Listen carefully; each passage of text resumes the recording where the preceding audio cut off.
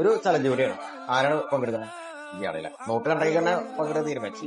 Okay, കുഴപ്പമില്ല. ഇത് ഞാൻ 25 സെക്കൻഡ് സമയം തരും. അതിന്റെ ഉള്ളിൽ ഈ 20 നോട്ട് എത്രയാണോ എണ്ണി കൗണ്ട് ചെയ്യാൻ പറ്റുക അത്രയോ ആ എമൗണ്ട് നിങ്ങൾക്ക് ഇടാം. സ്റ്റാർട്ട്.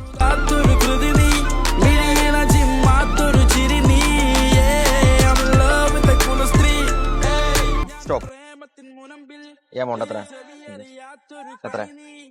10, 12, 14, 16, 18, 20, 440. ഓക്കെ, 440 രൂപ അപ്പൊ നിങ്ങൾക്ക് കിട്ടി.